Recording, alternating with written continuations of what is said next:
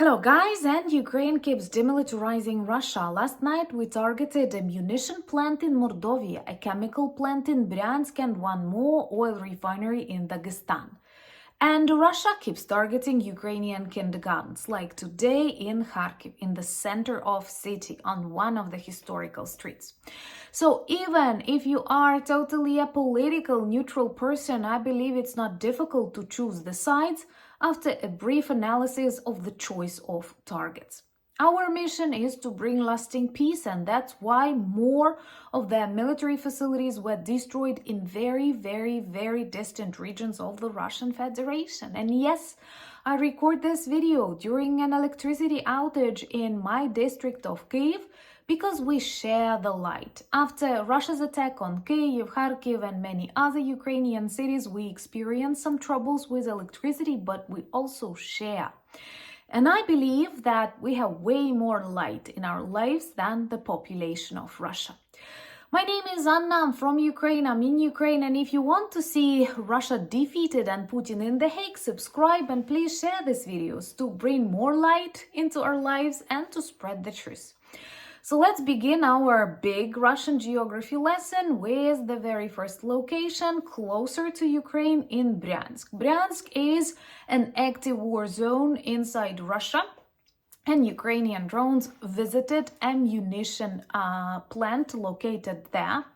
That is a plant involved in the production of various explosives that later become parts of missiles, part of various explosives that are used, of course, on the front lines. Plus, from this logistics perspective, it is really close to the active war zone.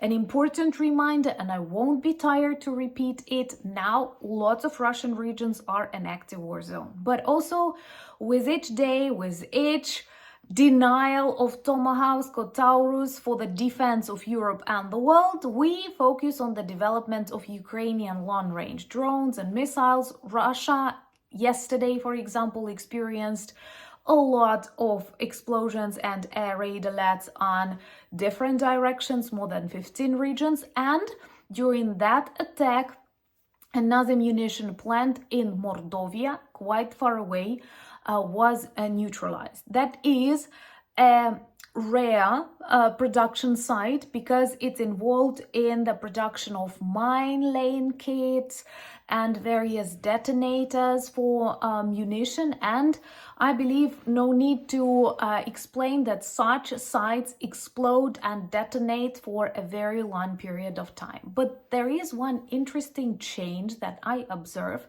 in the videos that Russians record on their locations. They keep addressing Ukrainians with the words like, but this is not Kremlin, guys, you've made a mistake. You are not targeting the proper location. I wonder, what are they hinting on? But this definitely proves this fatigue inside Russia, because somehow we are focusing on the fatigue in the White House, but not on the fatigue inside Russia. And more people, especially in these distant regions of the Russian Federation, from which Kremlin only sucks all of their resources and gives nothing, feel very dissatisfied, and they actually start addressing Ukrainian armed forces. And I wonder, again, what are they hinting on?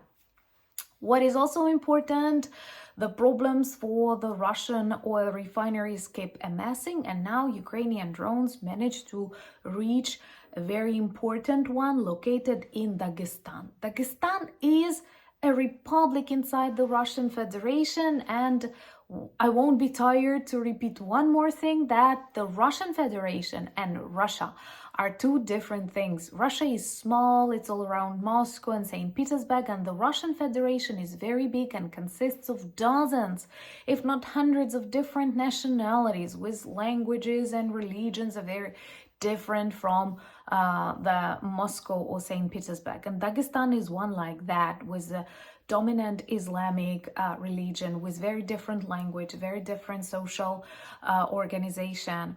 So, but the facilities, military locations, oil refineries are used for the bloody Kremlin's ideas. Subscribe to witness the collapse of the Kremlin, the collapse of the Russian economy, because this will happen really soon. The process is irreversible. And right now, that oil refinery in Dagestan that was neutralized was super important for the Russian fleet in the Sea of Caspian, the Caspian Sea. And actually, that specific oil refinery worked for the production of fuel and the necessary components for the naval base located on the Caspian Sea. And in particular, it helped refuel the vessels. What we have to remember is that this direction is also actively used by the Russian shadow fleet. And we need to sanction it. If the world is not ready to sanction it economically, to control the movements of the Russian vessels in the oceans, then the Ukrainian drones are prepared to impose the working sanctions. And to tell you the truth, when I think about this very gentle sanctions or indecisiveness in the imposing of new sanctions, and I think about Iran and I think about North Korea that continue doing evil things even after the sanctions imposed on them, I feel more and more confident that the Ukrainian drone sanctions are the best sanctions in the world. And they make Kremlin super worried. They make Kremlin tremble, understanding that their economy is destroyed.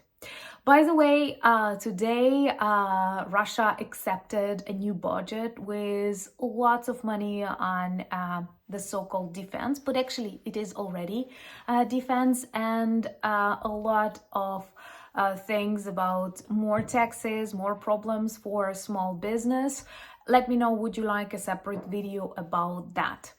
Sending you a lot of love and light from Kyiv, even when it is dark. Our people are very strong, and as you watch this video, Ukrainian children are doing their homework with candlelight, and I record this video with the help of the gadgets that I prepared before, which demonstrates we are determined to win. Russia cannot break us, but we can break Russia. And those comments on the Russian videos that it's not the Kremlin, think about Kremlin. Those people that go and protest dissatisfied with the lack of money, with the lack of operational budgets, people taking away their deposits from the Russian banks, companies feeling that new VAT will destroy their future, it all grows stronger and stronger. And if you look at Putin's face, I'm not sure you see any strength, any wisdom there. Just an ordinary Kremlin goblin. Let me know, what do you think about this whole situation? We'll be happy to read your comments and your advice. Thank you for buying me coffees, becoming my patrons and sponsors of the channel, and bringing even more light into my life. Please share these videos and subscribe to my Instagram, X, Blue Sky, Discord, and Threads. You will find the links in the description of this video. Check our merch shop for lots of good items that work well as reminders and conversation starters about Ukraine. And please do not hesitate to support Ukraine, because today Russia once again demonstrated its face when it targeted Kyiv, when it targeted Kharkiv, kindergarten.